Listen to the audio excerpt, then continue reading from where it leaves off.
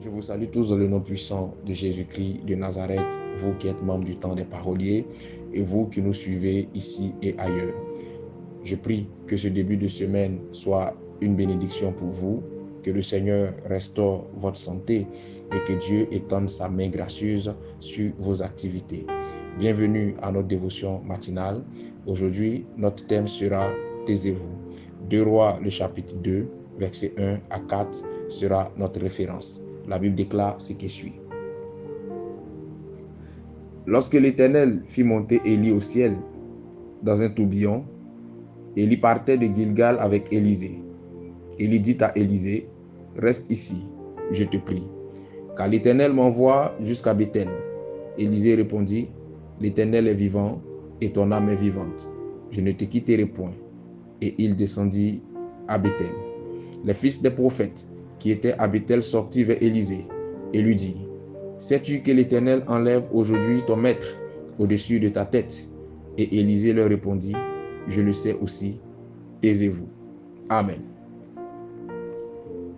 Dans ce passage que nous venons de lire, le prophète Élie était à quelque part de son enlèvement.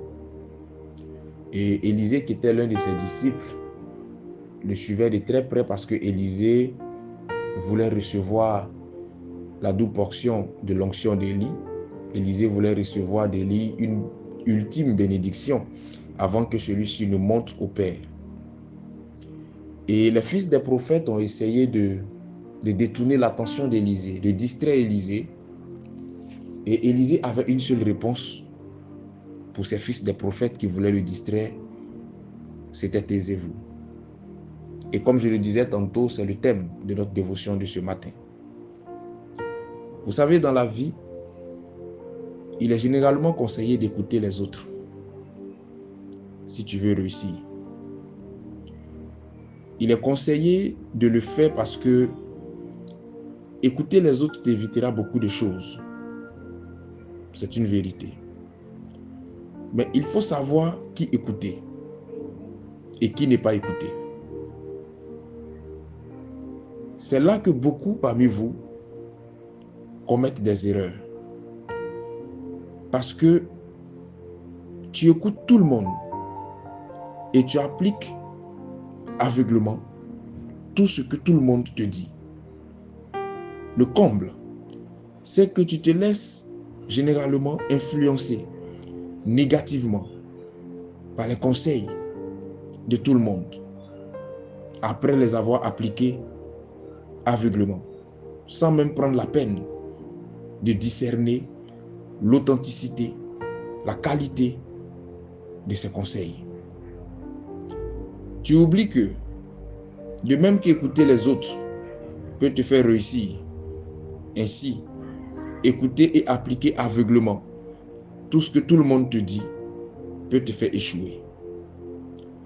Sur le chemin de ta bénédiction, sur la voie de ton élévation, il y a des distractions que tu ne peux pas te permettre. Et il y a des distractions que tu ne dois plus laisser te troubler. Sur ce chemin, tu ne dois plus te permettre d'écouter n'importe qui, n'importe comment, n'importe où et n'importe quand.